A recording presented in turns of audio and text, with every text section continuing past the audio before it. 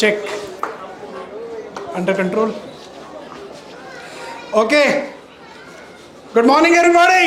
Good morning. Hey, that's not loud enough, you know. There are more than 200 people sitting out here, and my single good morning was much more louder than the good morning I have received from all of you. So let me give you one more opportunity, one more chance, but this opportunity is going to be the last opportunity in the entire history of your life. So when I say good morning to once again, I want the loudest good morning of the entire history of your life. Everybody should come to know that these 200 tigers and tigresses who have assembled over here today, they are really energetic people. So I'm going to say good morning to you once again, and I want the loudest good morning of the entire history of your life. So are you all ready? Yes. Are you all ready? Yes. Okay, good morning everybody. Good morning. Wonderful. So one thing has been proven early in the morning at about 11:30 that each one of you sitting out here has a tremendous amount of energy within you. Each one of you sitting out here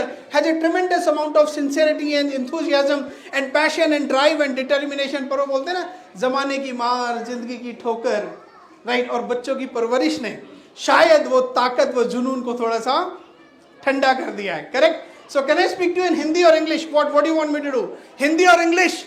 Hello? Hindi और English, चलो ठीक है. एक तो होती है हिंदी और एक होती है इंग्लिश और एक होती है English, right. So I will try and mix both the language together. My name is doctor Sanjay Gautam. मेरे पास बहुत लंबा चौड़ा एक्सपीरियंस नहीं है. मेरी कहानी कोई बहुत लंबी चौड़ी और बहुत ग्लोरीफाइड नहीं है. But before I even give you a detail introduction of my self, right, I basically come from the training background and I have been trained by some of the finest institution in the world like Dale Carnegie and all. तो जब मैं Dale Carnegie Institute of Training में पढ़ता था तो हमें ये सिखाया जाता था, ध्यान से सुनेगा मेरी बात हर एक व्यक्ति, please listen to me very carefully. जब मैं डेल कार्नेगी इंस्टीट्यूट में पढ़ता था तो मुझे ये सिखाया गया था कि you know what we were actually taught, that most people, listen to me very carefully, ladies and gentleman, girls and boys, beautiful and handsome people, listen to me very carefully, that most people go to their grave by just using 5% of their potential. Most people go to their grave by just using 5% of their potential, and 95% of their potential, 95% of their real talent is taken along with them to their grave. That means आज तक आपने life में जो कुछ भी achieve किया है, आज तक आपने अपनी लाइफ में जो कुछ भी अचीव किया है, it is only by using 5% of your potential. 95% of your potential, 95% of your talent, 95% of your sincerity, 95% of your passion, your drive, your determination, your जुनून, योर पागलपन, it is still within you at this point in time. Do you all agree with me? All right, so now let me just tell you one simple story. 19th of August 2006, 19th of August 2006, उस वक्त ये mobile phone नहीं चलते थे तो लोग message भेजते थे. तो एक दिन सुबह सुबह मुझे मैसेज आया, एक क्वेश्चन था उसमें, हु इज़ ग्रेटर, कौन ज़्यादा महान है, एक माँ या एक ट्रेनर? कौन ज़्यादा महान है, एक माँ या एक ट्रेनर? तो मैंने कहा ऑब्वियसली, एक मेरे किसी दोस्त ने बोला था, क्वेश्चन पूछा, तो मैंने कहा यार क्या स्टूपिड सा क्वेश्चन है, तो मैंने भी जवाब दे दिया, ऑब्वियसली एक माँ एक ट्रेनर से ज़्यादा महान होती है. तो उसने जवाब दिया नहीं ऐसा नहीं है, एक ट्रेनर माँ से ज़्यादा महान होता है. मैंने कहा क्या बकवास क्वेश्चन है, क्या स्टूपिड आंसर है. मैंने कहा कैसे, एक्सप्लेन करो. तो क्या शानदार जवाब आया, और अगर आपको मेरा जवाब समझ आ जाए तो मुझे बताना. तो मैंने कहा नहीं, मैंने कहा डेफिनेटली एक माँ एक ट्रेनर से ज़्यादा महान है. तो जवाब आया नहीं, एक ट्रेनर एक माँ से ज़्यादा महान होती है. मैंने पूछा कैसे, तो उसने बोला एक माँ एक समय में एक ही बच्चे को सुला सकती है,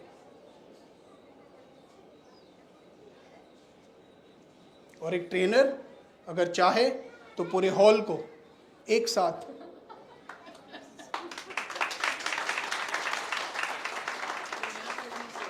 So ladies and gentlemen, girls and boys, beautiful and handsome people, I am definitely not greater than mother, और ना आप मुझे बनाने की कोशिश कीजिएगा.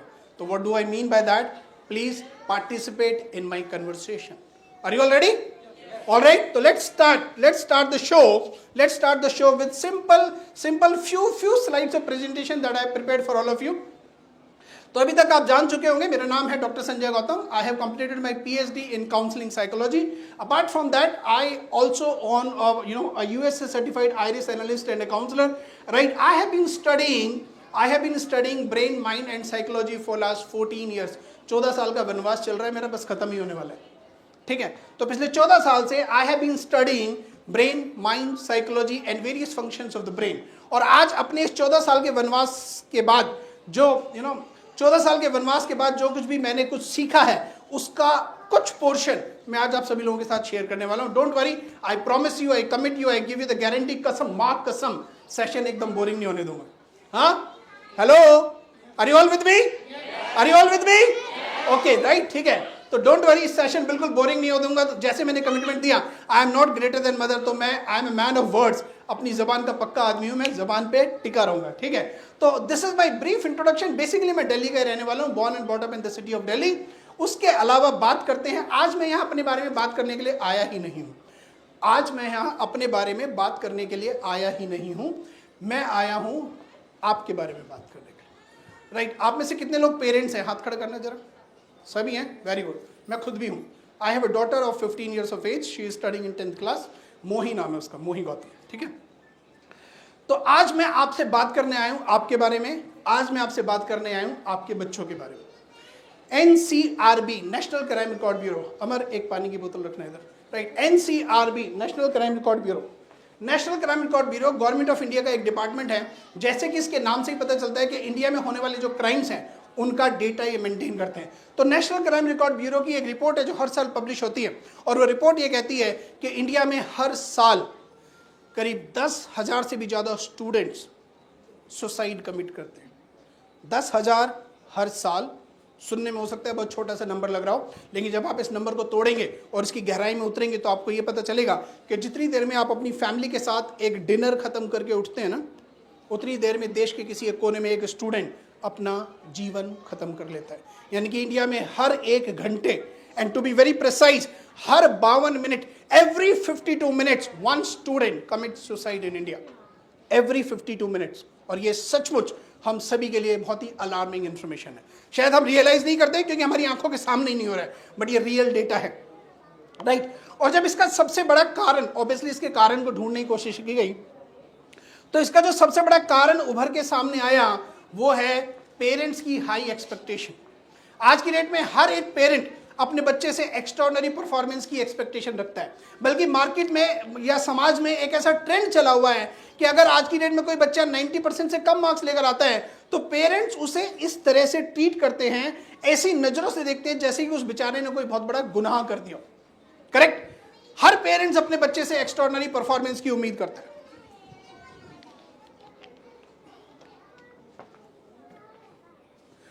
और इस चक्कर में पेरेंट्स बच्चों के ऊपर बहुत अनड्यू प्रेशर क्रिएट करते हैं, और उसी का ये नतीजा है। और एक और डेटा ये कहता है, एक रिसर्च ये कहती है, एक स्टडी ये कहती है कि ये तो वो स्टूडेंट हैं जो इस तरह का सीवियर स्टेप लेते हैं, लेकिन उसके अलावा बाकी जो स्टूडेंट्स हैं जो ऐसा स्टेप नहीं लेते, वो डेटा ये कहता है कि 82% of the students they are under stress and depression because of academic pressure, because of academic pressure.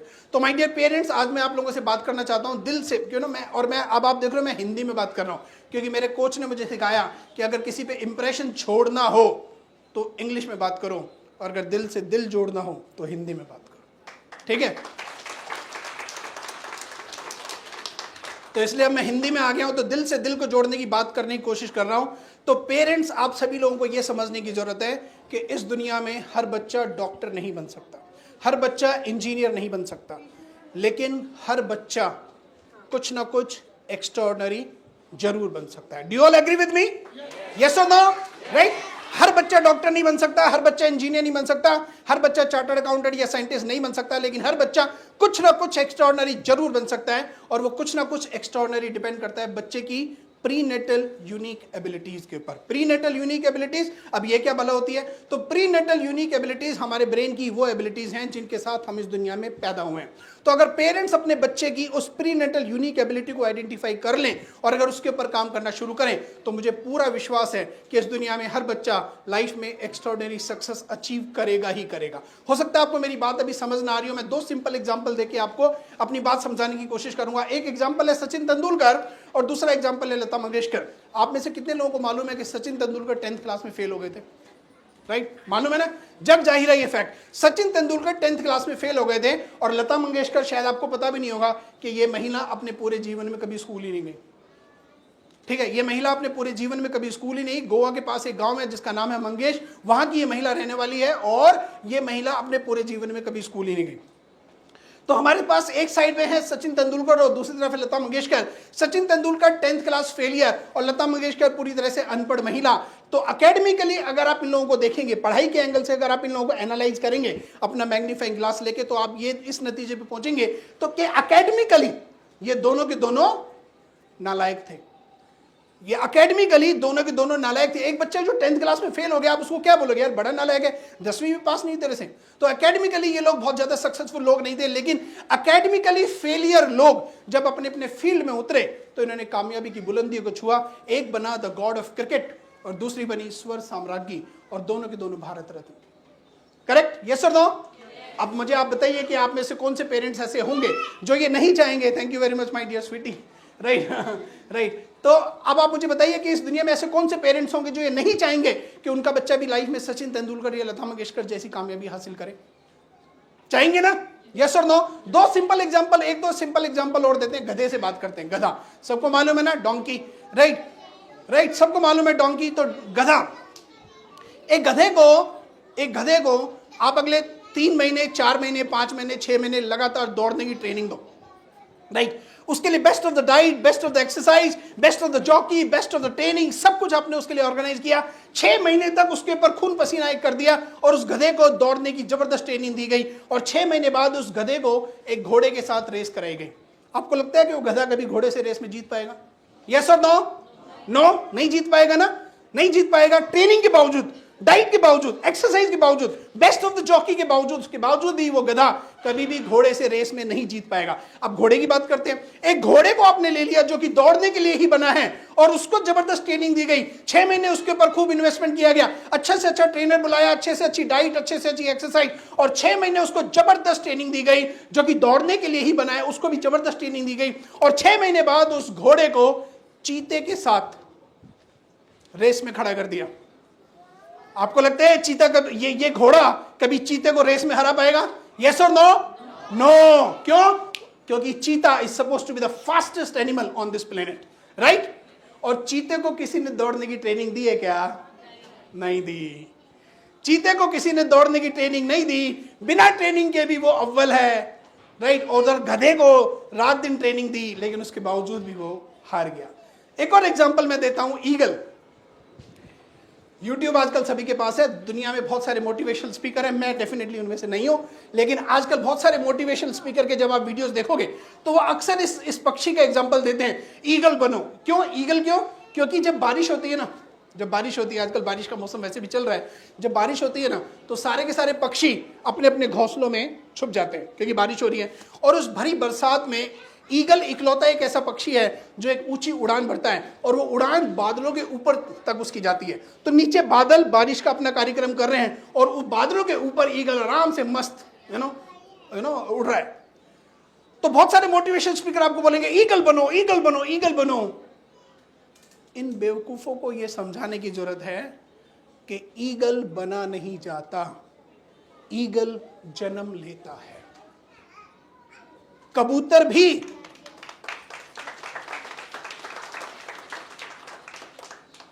भी बादलों के ऊपर उड़ना चाहता है, तोता भी बादलों के ऊपर उड़ना चाहता है, एक चिड़िया भी बादलों के ऊपर उड़ना चाहती है। वो भी चाहते हैं कि बरसात में हमें यूं अपने घोंसले में न घुसना पड़े, हम भी बादलों के ऊपर उड़ान भर लें। लेकिन क्या वो बादलों के ऊपर उड़ सकते हैं? नो। तो ईगल को किसी ने उड़ने की ट्रेनिंग नहीं दी, लेकिन उसके बावजूद भी बादलों के ऊपर उड़ान भर रहा है। क्यों? क्योंकि बादलों के ऊपर उड़ना उसकी इनबॉर्न क्वालिटी है, ये उसका नेचुरल टैलेंट है। चीते को किसी ने ट्रेनिंग नहीं दी, फिर भी वो सबसे तेज दौड़ता है क्योंकि ये उसका इनबॉर्न टैलेंट है। तो उसी तरह से, और इसी बात को ध्यान में रखते हुए द महान साइंटिस्ट डॉक्टर एल्बर्ट आइंस्टाइन ने कहा एवरीवन इज अ जीनियस। आप में से कितने लोगों को लगता है कि आपका बच्चा जीनियस है? ईमानदारी से हाथ खड़ा करके बताना। वेरी गुड, बहुत अच्छी बात है, मुझे भी लगता है my daughter is a genius. हालांकि वो मैथ्स में 30 में से 10 ही नंबर लेकर आती है, I would still say she is a genius, क्योंकि वो जीनियस किसी और फील्ड में, ठीक है। तो एल्बर्ट आइंस्टाइन ने बोला everyone is a genius, everyone is a genius, but if you जज a fish on its ability to climb a tree, it will live its whole life believing that it is stupid.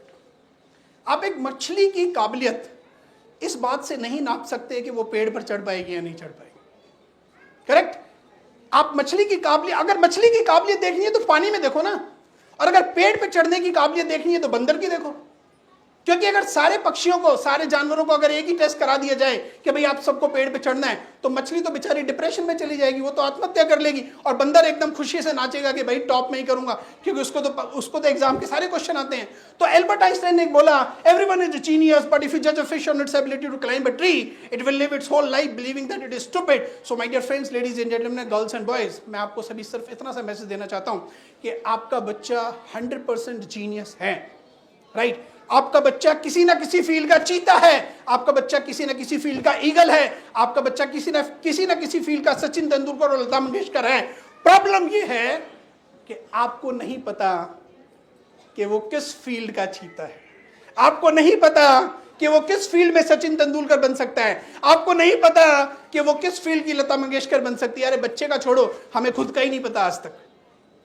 Correct? हमें खुद का ही नहीं पता कि हम किस field के चीता हैं. आप में से कितने लोग 10 साल से अपनी जॉब कर रहे होंगे, कोई 15 साल से कर रहा होगा, कोई 20 साल से कर रहा होगा, और आज भी 15 साल का एक्सपीरियंस होने के बावजूद भी अपने दिल पे हाथ रख के पूछो कि आप सचमुच खुश हो गया,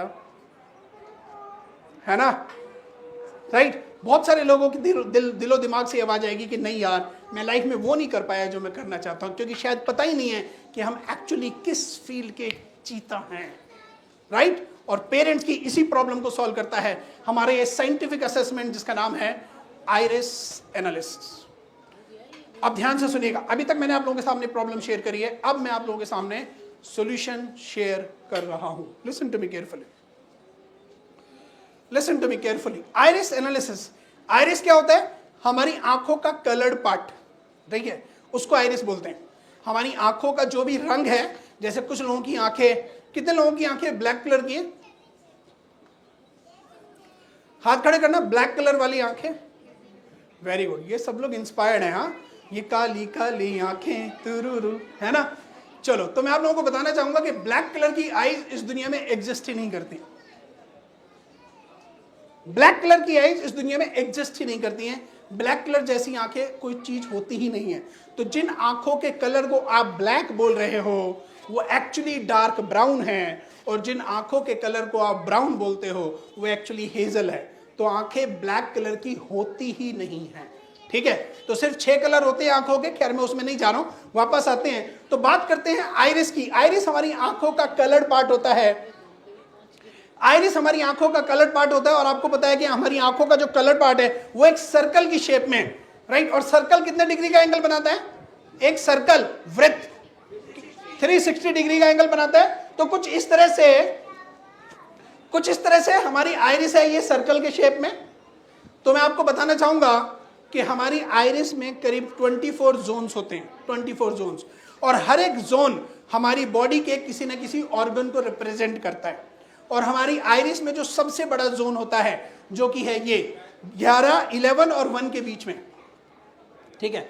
हमारी आइरिस का ये 11 और 1, तो आप इसको एक सर्कुलर वॉल क्लॉक की तरह वॉल क्लॉक से कंपेयर कर सकते हैं.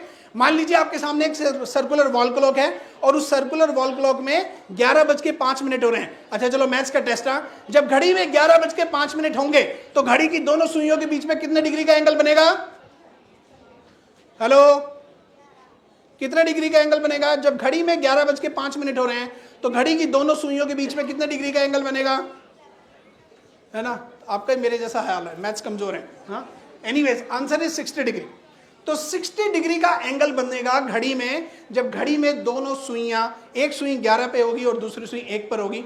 और हमारी आइरिस का ये जो जोन है 11:05 वाला, ये वाला, ये जोन हमारे ब्रेन को रिप्रेजेंट करता है. आप ये देख सकते हो ऊपर लिखा हुआ ब्रेन, और ब्रेन में हमारे 4 इंपॉर्टेंट लोब होते हैं.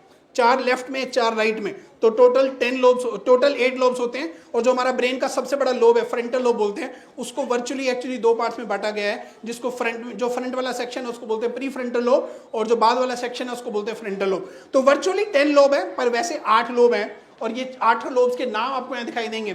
Frontal lobe, parietal lobe, temporal lobe and occipital lobe. तो ये 4 लोब हमारे लेफ्ट ब्रेन में हैं और 4 लोब हमारे राइट ब्रेन में हैं। तो टोटल कुल मिला के 8 लोब हो गए हमारे ब्रेन के अंदर, करेक्ट। और आइरिस का ये वाला जो जोन है ये हमारी आइरिस को, ये हमारे ब्रेन को रिप्रेजेंट करता है। तो ये है आइरिस। अब होता क्या है आइरिस एनालिसिस में एआई की मदद से आपकी आइरिस को स्कैन किया जाता है और स्कैन करने के बाद आपके ब्रेन का, आपकी आइरिस का ये वाला जो सेक्शन है इसको एनालाइज किया जाता है और एनालाइज करने के बाद एक डिटेल रिपोर्ट तैयार होती है। वो रिपोर्ट करीब 61 पेजेस की होती है और वो रिपोर्ट आपके ब्रेन की डिटेल इंफॉर्मेशन आपको बताती है। और वो आपको बताती है कि आप किस फील्ड के चीता बन सकते हो, वो आपको बताती है कि आप किस फील्ड में ईगल हो, वो आपको बताती है कि आप किस फील्ड के सचिन तेंदुलकर या लता मंगेशकर बन सकते हो, right. Let me just tell you process. अब मैंने आपको इसका कॉन्सेप्ट बताया, राइट। कॉन्सेप्ट के साथ साथ अब बात करते हैं प्रोसेस की। अगर आप में से किसी को ये एनालिसिस कराना है फॉर एग्जांपल, राइट, प्रोसेस क्या है? प्रोसेस बहुत सिंपल है। 7 स्टेप प्रोसेस 3 मिनट से भी कम समय लगता है। 7 step process less than 3 minutes. क्या बोलता है ये? सबसे पहले go to our web page, choose your country and enter your mobile number. Step 2 में जब आप ये करेंगे, our automated and AI enabled technology will scan your iris automatically in less than 5 second. तो ऑटोमेटिकली आपके मोबाइल का या laptop का कैमरा एक्टिवेट हो जाएगा और उसके पीछे एआई की टेक्नोलॉजी काम करती है और वो आपकी आइरिस को स्कैन करेंगे। स्कैन करने के बाद आपके पास सामने एक नया विंडो आएगा जिसमें आप अपनी पर्सनल डिटेल डालोगे, अपना नाम, phone number, mail ID, father's name, date of birth वगैरह वगैरह। और उसके बाद आप रिपोर्ट की लैंग्वेज चूज कर सकते हैं। 19 डिफरेंट लैंग्वेजेस में रिपोर्ट आती है, 9 + 9 + 1। तो इसका क्या मतलब है? 9 इंडियन लैंग्वेजेस हैं जिसमें हिंदी, तमिल, तेलुगु, गुजराती, मराठी, कन्नड़ ये सारी भाषाएं हैं और 9 फॉरेन लैंग्वेज हैं, फ्रेंच, जर्मन, रशियन, दुनिया भर की 9 इंटरनेशनल लैंग्वेज है और एक स्टैंडर्ड लैंग्वेज है जो कि है इंग्लिश। उसके बाद आप ऑनलाइन पेमेंट करते हैं और आपको करीब 2 से 3 मिनट वेट करना होता है और सिर्फ 2 से 3 मिनट के वेट के बाद आपकी ऑटोमेटिकली आइरिस एनालिसिस की रिपोर्ट जनरेट हो जाती है। रिपोर्ट को आप डाउनलोड कर सकते हैं जस्ट 1 क्लिक में और उसकी एक कॉपी आपके मेल आईडी पे चली जाएगी और उसके बाद आपके सामने एक आइरिस एनालिस्ट और काउंसलर्स की करीब 52 मेंबर्स की एक कम्युनिटी आएगी। उस कम्युनिटी में हमारे पास आज की डेट में 52 काउंसलर्स हैं। आप किसी के भी साथ अपनी काउंसलिंग बुक कर सकते हैं। ये पूरा का पूरा प्रोसेस मात्र 3 मिनट के अंदर कंप्लीट हो जाता है और इसको करने के लिए आपको ना किसी ऑफिस में विजिट करना है, ना किसी सेंटर पे जाना है, ना आपको कोई टेक्निकल डिवाइस चाहिए, ना कोई गैजेट, कुछ नहीं। आराम से अपने घर में सोफे पे बैठे बैठे, बेड पे लेटे लेटे आप ये काम मात्र 2 से 3 मिनट के अंदर कर सकते हो। That's the power of AI today, artificial intelligence, right. चलिए अब बात करते हैं बेनिफिट्स। आपके मन में सवाल आ रहा होगा कि भाई आखिर इससे फायदा क्या होगा, इस एनालिसिस से, राइट। इस एनालिसिस से फायदा क्या होगा? मैंने आपको एक मोटा मोटा ओवरव्यू तो दिया था, पर मैं आपको इसके कुछ डिटेल बेनिफिट आपके साथ शेयर करना चाहता हूं और वो बेनिफिट्स कुछ इस तरह से हैं। चिल्ड्रन और पेरेंट्स के लिए क्या बेनिफिट्स होंगे, लेट्स अंडरस्टैंड। सबसे पहले जैसे कि मैंने आपको बताया अभी कि हमारे ब्रेन के अंदर बेसिकली 10 लोब्स हैं। लेफ्ट ब्रेन में 10 लोब्स, लेफ्ट ब्रेन में 5 लोब्स हैं और राइट ब्रेन में भी 5 लोब्स हैं, तो टोटल 10 लोब्स हैं। हमारा जो लेफ्ट ब्रेन है वो लॉजिकल ब्रेन है और हमारा जो राइट ब्रेन है वो क्रिएटिव ब्रेन है। तो at the time of birth, जब आप इस दुनिया में पैदा होते हैं, आप सभी के हाथ में गूगल है, आप गूगल पे क्वेश्चन सर्च करना, number of neurons in the brain of a child at the time of birth, कि जन्म के समय बच्चे के ब्रेन में कितने न्यूरॉन्स होते हैं। आंसर आएगा उसका 100 बिलियन, 100 बिलियन, ठीक है। इतने न्यूरॉन्स हमारे ब्रेन में होते हैं। अब ये न्यूरॉन्स कहाँ होते हैं? ये न्यूरॉन्स बेसिकली हमारे जो ये 10 लोब है इनमें डिस्ट्रीब्यूटेड होते हैं, इनमें डिवाइडेड होते हैं, राइट। अब जिस लोब में सबसे ज्यादा न्यूरॉन्स हैं उससे होने वाले काम आप सबसे ज्यादा बेहतरीन तरीके से कर सकते हो। तो ये एनालिसिस आपको बताएगा कि वो जो 100 बिलियन न्यूरॉन्स हैं जिसके साथ आप इस दुनिया में पैदा हुए हैं, उनका इन 10 ब्रेन लोब के बीच में किस तरह से डिस्ट्रीब्यूशन है। चलो ये तो मैंने बता दिया कि जन्म के वक्त 100 बिलियन न्यूरॉन्स होते हैं और जन्म के वक्त आपको ना लैंग्वेज आती थी, ना मैथ्स आता था, ना साइंस आता था, ना म्यूजिक आता था, कुछ नहीं आता था, चलना भी नहीं आता था, खड़ा होना भी नहीं आता था, कुछ नहीं आता था। आज जब आपको सब कुछ आता है, आपको मैथ्स भी आता है, साइंस भी आती है, लैंग्वेज भी आती है, खेलना कूदना भी आता है, चलना फिरना दौड़ना भी आता है। आज आप एक ग्रोन अप एडल्ट हैं, आपको दुनिया भर की चीजें आती हैं। आज आपको क्या लगता है कि आपके ब्रेन में आज की तारीख में कितने न्यूरॉन्स होंगे? 100 बिलियन से ज्यादा या 100 बिलियन से कम? कोई आइडिया देना चाहेगा कुछ भी? अच्छा, क्या लगता है? ज्यादा वाले हाथ खड़ा करो। जितने लोगों को लगता है कि भाई पहले 100 थे जन्म के वक्त, अब तो हम जीनियस हो गए हैं, तो अब तो हमें हमारे ब्रेन में ज्यादा होंगे। अच्छा, ज्यादा वाला कोई नहीं। अच्छा, कम वाले हाथ खड़ा कर दो। अच्छा, कम वाले। तो यस, आंसर इज राइट। आप सब लोगों का आंसर सही है। आज की डेट में एक ग्रोन अप एडल्ट के ब्रेन में 86 बिलियन न्यूरॉन्स होते हैं। 86। अब देखो ईश्वर का करिश्मा देखो, ईश्वर ने हमें बनाया 100%। जब हम जन्मे थे तो 100 बिलियन न्यूरॉन्स थे। डैमेज किसने किया? हमने खुद ने। आज सिर्फ 86 रह गए हैं, राइट? कुछ लोगों के तो उससे भी कम है, उसके बारे में बात नहीं करेंगे, है ना। चलो, तो ये एनालिसिस आपको बताएगा कि आपके ब्रेन के जो 100 बिलियन न्यूरॉन्स है वो आपके 10 ब्रेन लोब्स में किस तरह से डिस्ट्रीब्यूटेड है। उसके बाद ये आपको बताएगा आपके ब्रेन की इनबॉर्न क्वालिटी, वो ऐसी कौन कौन सी क्वालिटी है जिसके ऊपर अगर आप काम करें तो लाइफ में आप एक्स्ट्राऑर्डिनरी सक्सेस अचीव करोगे ही करोगे, ठीक है। उसके बाद आपको बताएगा आपकी पर्सनैलिटी और बिहेवियर। ओहो, ये एक इशू है भाई, ये एक इशू है आज की डेट में। अभी तो आप सब लोगों के बहुत छोटे पेरेंट्स, छोटे छोटे बच्चे हैं, पर जब ये बच्चे टीनेज में जाएंगे ना, 12, 13, 14, 15 साल के, तब आप देखना। क्योंकि मैं खुद एक टीनेजर बेटी का बाप हूं, तो मेरे साथ तो कोई इशू नहीं है उसकी पर्सनैलिटी को समझने में, पर उसकी मदर की और उसकी रोज ऐसे एकदम टसल रहती है। आज भी मैं सेटलमेंट करा के आया हूं, ठीक है। चलो, तो बच्चों को शिकायत होती है कि my parents don't understand me, और पेरेंट्स को भी शिकायत होती है that my child doesn't understand me. तो ये अंडरस्टैंडिंग एक बहुत बड़ा गैप बनता जा रहा है, स्पेशली आजकल जब न्यूक्लियर फैमिलीज हो रही हैं, तो दादा दादी का कॉन्सेप्ट नहीं है, तो चाचा ताऊ का कॉन्सेप्ट नहीं है, बाकी कजन्स का कॉन्सेप्ट नहीं है। तो आज की डेट में ये understanding between parents and children is actually becoming an issue. तो यदि आप अपने बच्चे का एनालिसिस कराती है तो आपको एग्जैक्टली समझ आएगा कि अगर आपका बच्चा इमोशनल है तो क्यों है, आपका बच्चा एंग्री यंग मैन है तो क्यों है, आपका बच्चा सेंसिटिव है तो क्यों है, आपका बच्चा बहुत क्रिटिकल है तो क्यों है, और आप उसे उसी तरीके से डील कर पाएंगे, उसी तरीके से डील कर पाएंगे, ठीक है। उसके बाद ये आपको बताएगा आपके बच्चे के ब्रेन के हिसाब से उसका बेस्ट लर्निंग स्टाइल क्या है। 3 अलग अलग तरीकों से हमारा ब्रेन चीजों को सीखता है। एक होता है विजुअल लर्नर, विजुअल लर्नर यानी कि वो लोग जो चीजों को देख के सीखते हैं, विजुअल। दूसरा होता है ऑडिटरी लर्नर, यानी कि वो लोग जो चीजों को सुन के सीखते हैं। और तीसरा होता है कैनेस्थेटिक लर्नर, कैनेस्थेटिक यानी कि वो बच्चे जो कुछ एक्सपेरिमेंट करके चीजों को सीखते हैं। तो हमारा ब्रेन 3 अलग अलग तरीके से चीजों को सीखता है, विजुअल, ऑडिटरी, कैनेस्थेटिक। हमें पता ही नहीं है कि हमारे बच्चे का ब्रेन एक्चुअली किस तरीके से प्रोग्राम्ड है। तो ये एनालिसिस आपको बताएगा कि आपके बच्चे का ब्रेन एक्चुअली चीजों को किस तरीके से सीखता है, ताकि आप उसे उसी तरीके से पढ़ा सकें, आप उसे उसी तरीके से पढ़ा सकें और बच्चा कम मेहनत करके ज्यादा से ज्यादा इंफॉर्मेशन ग्रास्प कर सके। तो ये आपको बताएगा learning style of your child's brain. ये आपको बताएगा एक्स्ट्रा करिकुलर एक्टिविटीज, आपके बच्चे के ब्रेन के हिसाब से कौन कौन सी एक्स्ट्रा करिकुलर एक्टिविटीज आपके लिए सबसे ज्यादा रिकमेंडेड है। क्योंकि जब धीरे धीरे जब बच्चे बड़े होंगे ना, तो आपको पता चलेगा। अब आपका बच्चा बोलेगा पापा मेरे को स्विमिंग में बड़ा इंटरेस्ट है यार, स्विमिंग में डाल दो। ठीक है जी, जाओ बेटा आप स्विमिंग में चले जाओ।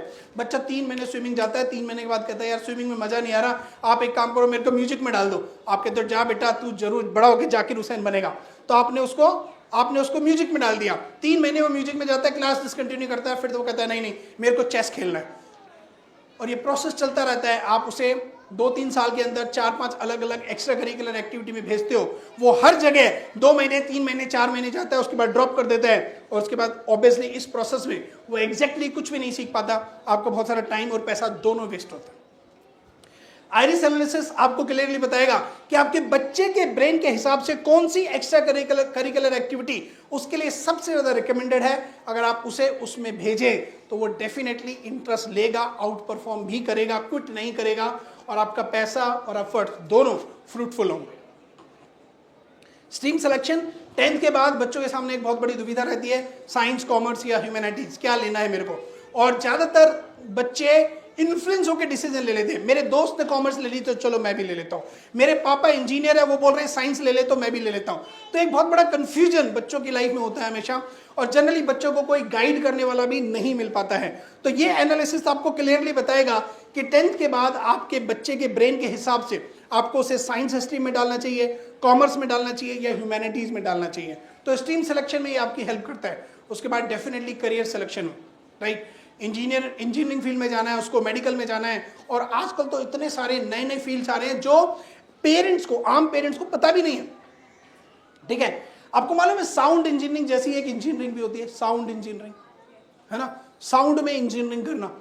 मतलब जब हम बात करते हैं इंजीनियरिंग की तो जनरली हमारे माइंड में क्या आता है, इलेक्ट्रॉनिक्स, इलेक्ट्रिकल, सिविल, कंप्यूटर, लेकिन मैं आपको बता दूं there is something called sound engineering. यानी अगर आपका म्यूजिक में इंटरेस्ट है ना तो आप साउंड इंजीनियर बन सकते हैं, साउंड इंजीनियर। और इंडिया में साउंड इंजीनियरिंग कराने वाले इंस्टीट्यूट बहुत कम है, कुछ एक 2-3 इंस्टीट्यूट साउथ में, बेंगलोर में, हैदराबाद में, वहाँ से आप साउंड इंजीनियरिंग कर सकते हैं। और आप म्यूजिक भी आपकी लाइफ हो गई और साथ साथ आपने इंजीनियरिंग भी म्यूजिक में ही कर ली, तो you can become sound engineer. तो ऐसे बहुत सारे करियर हैं जो पेरेंट्स को पता ही नहीं है कि ऐसे भी कोई करियर होते हैं। अब आज की डेट में AI is doing wonders everywhere, आपको पता ही नहीं है कि एआई में क्या क्या करियर बनाए जा सकते हैं। तो ये एनालिसिस आपको बताएगा क्लियरली कि वो कौन कौन से करियर स्ट्रीम्स हैं जो आपके बच्चे के लिए सबसे ज़्यादा सुटेबल हैं। उसके अलावा ये बताएगा academic versus sports versus music and arts, academic में डालना है, स्पोर्ट्स में डालना है, म्यूजिक में डालना है, आर्ट्स में डालना है। ये सारी चीज़ें आपको एकदम क्लियरली पता चलेंगी and you will be able to take a right decision for your child. Know your questions, इससे आपको 4 क्वेश्चंस पता चलेंगे। यहाँ पे मैं करीब 4 मिनट का समय लूंगा। सबसे पहले ये आपको बताएगा आपके बच्चे का आईक्यू क्या है। आईक्यू मतलब इंटेलिजेंस क्वेश्चन, पता ही होगा सब लोगों को। तो ये आपके बच्चे का आईक्यू बताएगा। उसके बाद ये आपको बताएगा ईक्यू, ईक्यू मतलब इमोशनल क्वेश्चन, ये आपको बताएगा कि आपका बच्चा इमोशनली कितना स्टेबल है। ठीक है, उसके बाद ये आपको बताएगा सीक्यू, सीक्यू मतलब क्रिएटिव क्वेश्चन, कि आपका बच्चा कितना क्रिएटिव है, चीज़ों को कितना अलग तरीके से देखता है या समझता है। और लास्ट में आपको बताएगा AQ, adversity question. Adversity question मतलब डिफिकल्ट सिचुएशन में, एडवर्स सिचुएशन में आपका बच्चा किस तरह से डिसीजन लेगा, कहीं वो टूट तो नहीं जाएगा, कहीं वो गिव अप तो नहीं कर देगा। और अगर हमें कहीं भी लग रहा है कि बच्चे का एडवर्सिटी क्वेश्चन वीक है तो हम उसे एक इमोशनल सपोर्ट दे सकते हैं, हम उसको मजबूत कर सकते हैं, हम उसको एक कॉन्फिडेंस दे सकते हैं कि my dear child don't worry, I am always there with you. तो ये आपको बताएगा कि आपके बच्चे के 4 क्वेश्चन। बहुत सारे पेरेंट्स को ऐसा लगता है कि अगर मेरे बच्चे का आईक्यू तेज है ना तो भाई बहुत बढ़िया बात है, वो तो जीनियस है। My dear friends, ladies and gentleman, let me tell you, जितने भी लोगों का आईक्यू बहुत तेज है ना इस दुनिया में, उन्होंने बहुत ज़्यादा झंडे नहीं गाड़े हैं इस दुनिया में। ठीक है, बहुत ज़्यादा आईक्यू अगर आपका बहुत ज़्यादा स्ट्रॉन्ग है ना तो आप बहुत अच्छा क्या करोगे, आईआईटी कर लोगे, आईएम कर लोगे, आईआईटी आईएम करके भी आप कहीं ना कहीं नौकरी करोगे। ठीक है, what is very important today in this world is EQ, emotional question. अगर आप इमोशनली स्टेबल हैं, अगर आप इमोशनली स्टेबल हैं, अगर आपका माइंड आपके कंट्रोल में है तो आप, बिलीव मी यू, आप एक्चुअली दुनिया जीत सकते हैं। राइट, तो emotional question is much more important than IQ. और ऐसे कहते हैं कि अगर आपका आईक्यू हाई है, congratulation, you will become a millionaire. अगर आपका आईक्यू हाई है तो congratulation, you will become a millionaire. और अगर आपका ईक्यू हाई है, double congratulation, you will higher millionaire. ठीक है, तो बी रेडी। तो बच्चे के मैथ्स में कम मार्क्स आ गए, किसी सब्जेक्ट में कम मार्क्स आ गए, ऐसा देख के सोच के टेंशन लेना नहीं। कॉन्फिडेंस रखो कि हाँ अपना बच्चा लाइफ में जरूर कुछ तोड़ू फोड़ू करेगा। प्रॉब्लम क्या है, ज़्यादातर पेरेंट्स ये सोचते हैं कि सचिन तेंदुलकर मेरे घर में तो पैदा नहीं हो सकता, वो तो पड़ोसी के घर में ही हो सकता है। दूसरे के बच्चे पे पूरा कॉन्फिडेंस है, अपने पे बिल्कुल नहीं। तो पहले तो ये साइकोलॉजी चेंज करनी है ना। तो ये आपको बताएगा आपके बच्चे के 4 क्वेश्चंस। उसके बाद बताएगा कॉर्पोरेट एबिलिटी। तो ये कॉर्पोरेट एबिलिटी बेसिकली जो ऑलरेडी वर्किंग प्रोफेशनल्स हैं उनसे ज़्यादा रिलेटेड है। तो अगर आप ऑलरेडी किसी प्रोफेशन में हैं, आप चार्टर्ड अकाउंटेंट हैं, आप लॉयर हैं, आप किसी प्रोफेशन में हैं, कोई जॉब करते हैं, तो ये आपको बताएगा आपके ब्रेन के हिसाब से आपके लिए कॉर्पोरेट एबिलिटीज़ कौन कौन सी सबसे ज़्यादा रिकमेंडेड है। आप सेल्स के लिए बने हो, आप मार्केटिंग के लिए बने हो, आप ऑपरेशन के लिए बने हो, एचआर के लिए बने हो, कंप्लाइंस के लिए बने हो, या किस चीज़ के लिए बने हो। तो आपका ब्रेन जिस चीज़ के लिए स्ट्रक्चर्ड है, अगर आप उसमें काम करेंगे भाई झंडे गाड़ दोगे आप। ठीक है, रेमेडीज, उसके अलावा ये रेमेडीज भी आपको बताएगा। तो it's not that it will only disclose the problems but it will also give the solution. तो अगर कोई एक ऐसा एरिया है जो एरिया ऑफ कंसर्न है, जिसे फिक्स करना जरूरी है, जिसे इग्नोर नहीं किया जा सकता, तो उसके लिए आपको रेमेडीज भी बताएगा। तो आपको रेमेडीज भी पता चलेंगी कि बच्चे का ये एरिया जो एक्चुअली इंपॉर्टेंट है और ये कंसर्न एरिया भी है, इसको कैसे इंप्रूव किया जाए, आपको वो इंफॉर्मेशन भी इस एनालिसिस में पता चलेंगी। उसके अलावा उसके अलावा ये आपको बताएगा, उसके अलावा national education policy NEP, national education policy 2020, government of India ने 2020 में नेशनल एजुकेशन पॉलिसी इंट्रोड्यूस करी। आप में से कई लोग एजुकेशनल बैकग्राउंड से हैं तो उनको ये बात पहले से पता होगी। नेशनल एजुकेशन पॉलिसी NEP 2020 में गवर्नमेंट ऑफ इंडिया ने, मोदी गवर्नमेंट ने इंट्रोड्यूस करी। National education policy page number, total वो 65 पेजेस की पॉलिसी है, उसका page number 5, paragraph number 3, line number 1 मैं आप लोगों के लिए पढ़ के बता रहा हूँ। National education policy paragraph number 3, page number 5, paragraph number 3, line number 1, ध्यान से सुनिएगा क्या कहती है government. Recognising, identifying and fostering, recognising, identifying and fostering, fostering होता है नर्चर करना, ग्रो करना, right. So recognising, identifying and fostering the unique ability of each student. तो गवर्नमेंट ऑफ इंडिया खुद ये बोल रही है कि हर स्टूडेंट की यूनिक एबिलिटी को रिकॉग्नाइज करो, आइडेंटिफाई करो और उसको फोस्टर करो, उसको नर्चर। परंतु करना कैसे है, इसका सॉल्यूशन गवर्नमेंट ने नहीं दिया। क्यों? क्योंकि शायद उनके पास भी नहीं है। Iris analysis is the solution to this statement also. तो आइरिस एनालिसिस आपको क्लियरली बताएगा कि आपके बच्चे की यूनिक एबिलिटी क्या है, उसको रिकॉग्नाइज करो, उसको आइडेंटिफाई करो, उसको फोस्टर करो और फिर देखो कि किस तरह से आपका बच्चा लाइफ में 4 चांद लगाता है, राइट। अब बात करते हैं एक्यूरेसी की। आप लोगों को ये तो समझ आ गया कि भाई ठीक है, आइरिस को स्कैन करके ब्रेन की एक रिपोर्ट निकल के आती है। आइरिस और ब्रेन का क्या कनेक्शन है वो भी मैंने बता दिया। हमारी आंखें हमारे ब्रेन के साथ डायरेक्टली कनेक्टेड हैं, ये आपको पता ही होगा। आपने कभी 9th या 10th क्लास में पढ़ा होगा anatomy of I. Anatomy of आई करके एक चैप्टर है 9th और 10th क्लास में, तो उसमें आपको ये सिखाया जाता है कि हमारी आईज हमारे ब्रेन के साथ कनेक्टेड है और जो नर्व हमारी आंखों को ब्रेन के साथ कनेक्ट करती है उसको ऑप्टिक नर्व बोलते हैं। 2 आईज हैं और 2 ही ऑप्टिकल नर्व होती है।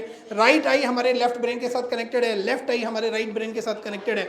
तो आगे जाके ये दोनों नर्व ऐसे क्रॉस हो जाती हैं आपस में, तो हमारी 2 आंखें हमारी 2 ऑप्टिकल नर्व के माध्यम से ब्रेन के साथ कनेक्टेड है, लाइक दिस, ठीक है।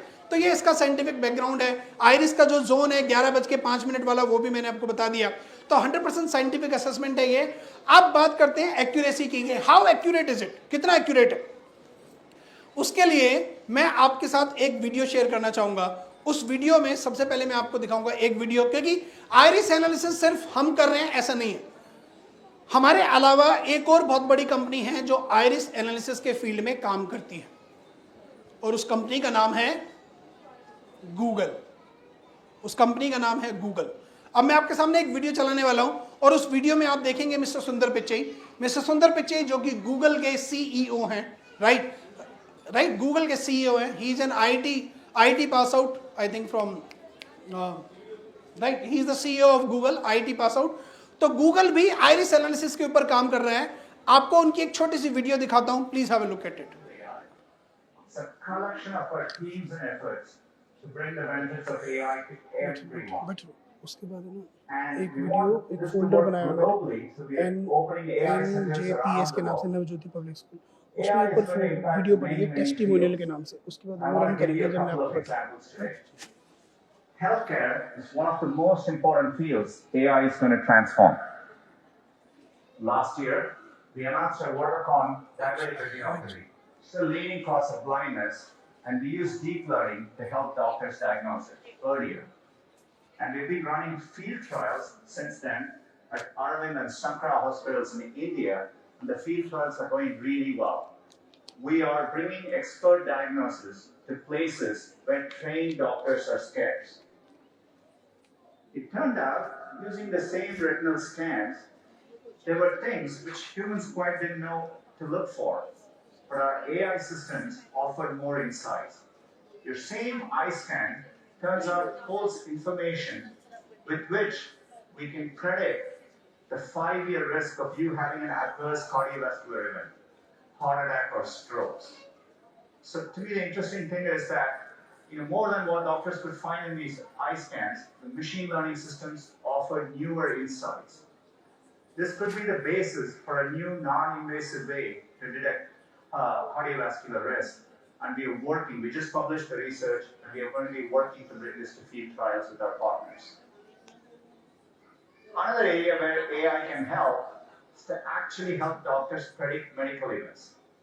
Turns out doctors have a lot of difficult decisions to make, and for them, getting advance notice, say 24 to 48 hours before a patient is likely to get very sick, has a tremendous difference in the outcome. And so we put our machine learning systems to work. We've been working with our partners using de-identified medical results. And it turns out if you go and analyze over 100,000 data points per patient, more than any single doctor could analyze, we can actually quantitatively predict the chance of readmission 24 to 48 hours before, earlier than traditional methods. It gives doctors more time to act. We are publishing our paper on this later today, and we are looking forward to partnering with hospitals and medical institutions. तो देखा आपने mister सुंदर Pichai, CEO of Google, वो खुद iris analysis के बारे में बात कर रहे हैं कि किस तरह से आयरिस को स्कैन करके मेडिकल इंडस्ट्री में एक रेवोल्यूशन लाया जा रहा है. क्योंकि अगर आपको वो ब्रेन जोन याद हो, जिसमें मैंने ब्रेन जोन में सारे जोन्स की बात करी थी, तो उस ब्रेन जोन में आपने देखा था कि बाकी का जो जोन है आयरिस का, let me take you back to the same slide. See this, ये वाला इस स्लाइड पे जब हम बात कर रहे थे, ठीक है, तो इसमें 11 और 1 के बीच का जो सेक्शन है वो ब्रेन को रिप्रेजेंट कर रहे हैं, लेकिन जो बाकी सेक्शंस हैं वो हमारी बॉडी के बाकी ऑर्गन को रिप्रेजेंट कर रहे हैं. आप देख सकते हैं यहाँ पे नेक लिखा हुआ है, नेक के नीचे लंग लिखा हुआ है, ठीक है, चेस्ट है, उसमें अलग अलग ये हार्ट वाला सेक्शन है, ये लंग वाला सेक्शन है, राइट, और बहुत सारे जितने भी बॉडी पार्ट्स हैं हमारी, किडनी वाला सेक्शन है, यूट्रस वाला सेक्शन है, ब्लैडर वाला सेक्शन है, ठीक है, बहुत बैक मसल्स हो गया, बहुत मतलब बॉडी के ऑलमोस्ट सारे ऑर्गन्स इसमें कवर होते हैं, ठीक है. तो iris analysis is being used by Google also for health purpose. अब होगा क्या, किसी भी पेशेंट को अगर हार्ट अटैक आने वाला है तो 48 आवर्स पहले ही एआई ये बता देगा कि फला फला पेशेंट को हार्ट अटैक आने वाला है अगले 48 आवर्स में. सोचिए कितना बड़ा रेवोल्यूशन आ सकता है हेल्थ इंडस्ट्री में, करेक्ट. और ये it is all because of iris analysis and AI technology. तो अब हो क्या रहा है, ये वाला सेक्शन हमने ले लिया 11 और 1 वाला, और बाकी वाला सेक्शन हमने गूगल के लिए छोड़ दिया कि भाई ठीक है आप लोग इसमें काम कर लो, हम लोग ब्रेन की फील्ड में काम कर लेते हैं. तो Google is not working in the field of brain and we are not working in the field of health. तो हम दोनों एक ही रॉ मटेरियल एक ही है आयरिस, ठीक है, लेकिन प्रोडक्ट अलग अलग बन रहे हैं. मतलब एक ही मैदा है, उससे कोई पिज्जा बना रहा है, उससे कोई बर्गर बना रहा है. तो हमने गूगल को बोला ठीक है आप डोमिनोज बना लो, हम मैकडी बना लेंगे, ठीक है. तो इसी तरह से प्रोडक्ट सेम है, इनपुट सेम है, but Google is working in the field of health and we are working in the field of brain.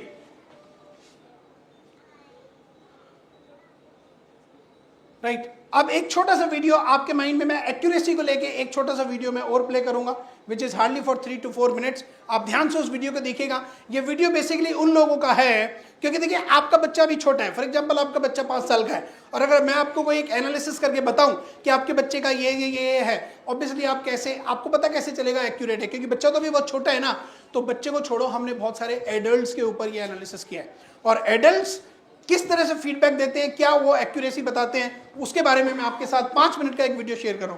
अभी तक जो बोला है उसमें भी आप फीडबैक नहीं 100% कैमरे में रिकॉर्ड हो रही है अभी 100% देखो खुश करने के लिए मतलब नहीं सर, बिल्कुल नहीं. मैं मतलब क्योंकि देखो मेरी एक ऑडियंस है सर, मैं नहीं चाहता कि मैं अपनी ऑडियंस के साथ कोई एक फेक कमिटमेंट करूं.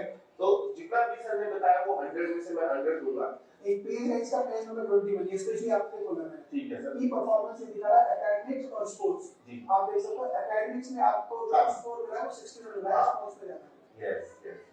मुझे तो नहीं पता दिनेश भाई कि आप स्पोर्ट्स बैकग्राउंड से आते हो ना. मैंने आपसे कोई सवाल पूछा, आज मेरी और आपकी पहली मुलाकात है, राइट. मैंने सिर्फ आपकी आईज को स्कैन किया और आपके सामने सर प्रोडक्ट तो बहुत शानदार है. उसके बाद आप एक और ये वीडियो देखिए. इस YouTube चैनल का नाम है राहुल शर्मा ब्लॉग और इसके यूट्यूबर का नाम है राहुल शर्मा. नहीं, like to listen music. You like to listen music? The report is saying that you have strong emotions for the music. अभी रिसेंटली मैंने ब्लूटूथ माइक्स भी ऑर्डर किया सिंगिंग के लिए। अच्छा, नया स्टॉक। very nice, brilliant. दूसरा एक लोग है आपका right parietal lobe 11.76 billion neurons है। क्या कहता है ये भी स्ट्रेंथ है ये।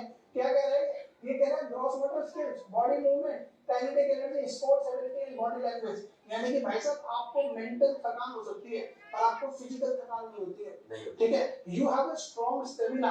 आपको अभी भी आपको अगर कोई आपको बोल दिया जाए कि आपको यहाँ से ड्राइव करके चंडीगढ़ जाना है 5 घंटे, आप अभी भी जा सकते हो अगर, है ना। तो आपकी जो फिजिकल स्ट्रेंथ है, मसल मेमोरी, मसल स्ट्रेंथ वो बहुत स्ट्रांग है। हमारे दिमाग से कम सकता हूँ, है ना। तो आपकी फिजिकल स्ट्रेंथ बहुत ही जबरदस्त है। ग्रॉस मोटर स्किल्स बहुत जबरदस्त है। आपका बॉडी मूवमेंट, बॉडी जेस्चर, हाथों की पोजीशन, खड़े कैसे होना है, बैठना कैसे है, ये जबरदस्त बहुत कातिलाना चीजें हैं आपके अंदर। ठीक है, राइट। तो ये आपको बताता है कि आपकी बॉडी मूवमेंट बहुत स्ट्रांग है और आपके अंदर अच्छी स्पोर्ट्स एबिलिटीज भी थी बाय इनबॉर्न।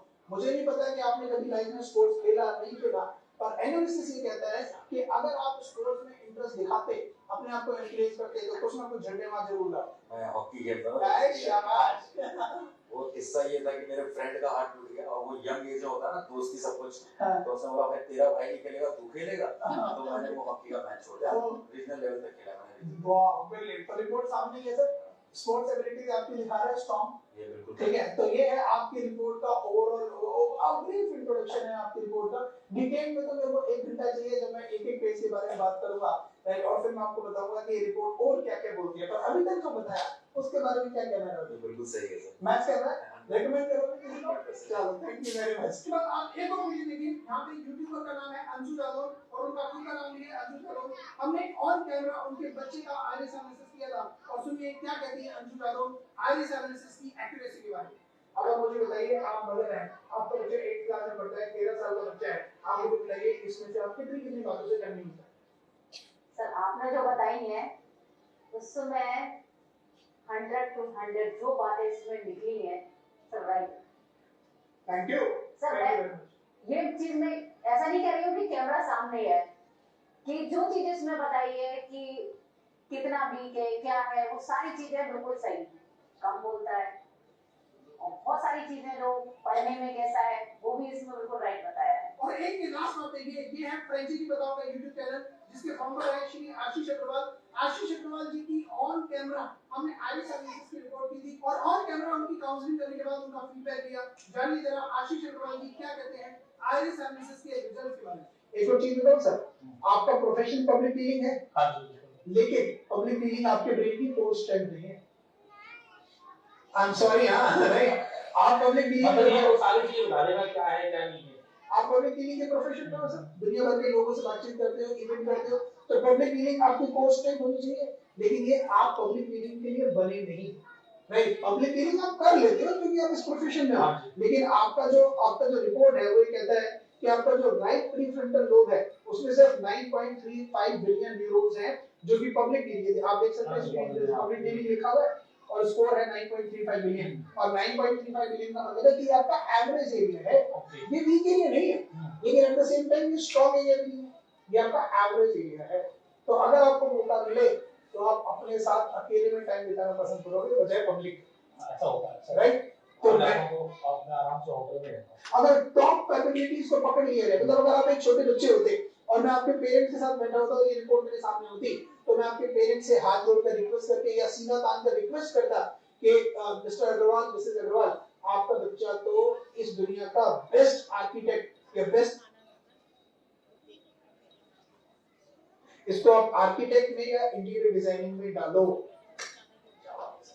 मजा आएगा। ये रिपोर्ट देखकर ऐसा लग रहा है कि ये रिपोर्ट हर बच्चे की होनी चाहिए और हर बच्चे को एक बार इसको करके देखना चाहिए ताकि वो पता लगा सके। अभी तक जो that's all right, so this was these were few testimonials, video testimonials। उन लोगों के वीडियो टेस्टिमोनियल्स हैं जिन्होंने खुद ये एनालिसिस कराया, एक्सपीरियंस किया और उसके बाद हमें फीडबैक दिया। और यहाँ पे सारे टेस्टिमोनियल्स मैंने सिर्फ उन लोगों के लिए हैं जो ग्रोन अप एडल्ट हैं, जो जानते हैं कि वो एग्जैक्टली क्या है। ठीक है, तो मैं फिर भी, ये लोग बोल रहे हैं 100% एक्यूरेट है, लेकिन फिर भी मैं आपको बोलता हूँ 100% तो नहीं, क्योंकि अभी ये नई टेक्नोलॉजी है, इसके ऊपर बहुत सारा काम होना बाकी है, अभी ये इवॉल्व होगी over a period of time, इसके ऊपर we are still working on the accuracy part of it. लेकिन इंप्रूवमेंट, एरिया ऑफ इंप्रूवमेंट को कंसीडर करने के बावजूद भी ये एनालिसिस आज की डेट में कम से कम 90% एक्यूरेट रिजल्ट डिलीवर करता है, 90% एक्यूरेट रिजल्ट डिलीवर करता है। अब बात करते हैं कॉस्टिंग की। कॉस्टिंग, बच्चे के करियर से ज़्यादा कॉस्ट क्या होगी इस दुनिया में किसी भी चीज़ की, राइट। जैसे मैंने बोला, मेरी खुद की अपनी एक बच्ची है 15 साल की, 10th क्लास में पढ़ती है, वो DPS में। अब अगर मैं, अभी तो 10th में है, मैं एक्चुअली एक दिन हिसाब करने बैठा था कि कितना पैसा अभी तक इसकी एजुकेशन पे लगा दिया। अगर आप एक ध्यान से कैलकुलेशन करेंगे ना, नर्सरी क्लास से लेके ग्रेजुएशन तक, नर्सरी से ग्रेजुएशन तक अगर आप एक कैलकुलेशन करने बैठेंगे कि आपको अपने बच्चे की एजुकेशन पे ऑन एन एवरेज कितना पैसा खर्च करना है, तो मैं आपको बता दूं, ये अमाउंट रफली 50 लाख रुपए आता है, 50 lakh rupees, right, 50 lakh rupees. कुछ एक केसेस में ज़्यादा भी हो सकता है, डिपेंडिंग अपॉन कि आप कौन सा हायर स्टडीज़ का कोर्स चुन रहे हैं, कौन सा कंट्री, कौन सी यूनिवर्सिटी चूज कर रहे हैं, और वो जो स्कूल का खर्चा है वो इस बात पे भी डिपेंड करता है कौन सा सिटी में है, कौन सा स्कूल है। बट मैं रफली आपको बता रहा हूँ, you will be spending around 50 lakh rupees on your child's education until he completes his graduation. My dear friends, ladies and gentleman, मैं आपको बता दूं, ये पूरा का पूरा 50 लाख रुपया पानी में जा सकता है अगर इसको एक सही दिशा ना दी जाए तो। करेक्ट। और इसे एक सही दिशा देने के लिए आपको संपर्क करना है कमलेश शर्मा जी से, ठीक है। तो with this I come to the end of my torture to all of you, right. तो कमलेश जी जो कि जो कि नवज्योति स्कूल की प्रिंसिपल, फाउंडर एंड चेयरपर्सन है, आप उनके साथ संपर्क कर सकते हैं। अगर आप अपने बच्चे का एनालिसिस कराना चाहते हैं, एक काउंसलिंग, एक कंसल्टेंसी चाहते हैं, तो you can definitely get in touch with Kamlesh ma'am, and I am 100% sure that you will have an amazing experience with that. जाने से पहले मैं आपको सिर्फ ये 2-4 लाइनें बोलना चाहूँगा। आप में से बहुत सारे लोगों को लग रहा होगा कि अभी तो मेरा बच्चा छोटा है, अभी क्या जरूरत है, पर मैं आपको बता दूं, याद रखना कुम्हार वाला किस्सा, कच्ची मिट्टी है अभी, मनचाही शेप दे सकते हो, एक बार मिट्टी पक गई ना तो शेप चेंज नहीं कर सकते, राइट। याद रखना, घर से जब आप एक 100 रुपये का पौधा खरीद के लेकर आते हैं ना, और जो पौधा धीरे धीरे ग्रो करता है और जब वो टेढ़ा जाने लगता है कहीं, तो आप क्या करते हैं, उसके सारे एक डंडी खड़ी कर देते हैं और उसको बांध देते हैं ताकि वो टेढ़ा ना जाए, सीधा होना शुरू हो जाए, और वो कुछ समय के बाद सीधा हो भी जाता है। एक 100 रुपये के पौधे के लिए हम एक सपोर्ट सिस्टम खड़ा करते हैं, तो क्या अपने बच्चों के लिए नहीं करेंगे? कल निकल जाएगा वक्त हाथ से रेत की तरह, कल के बारे में मत सोचना, कल निकल जाएगा वक्त हाथ से रेत की तरह, आज अपने भीतर के हुनर को पहचान ले तू।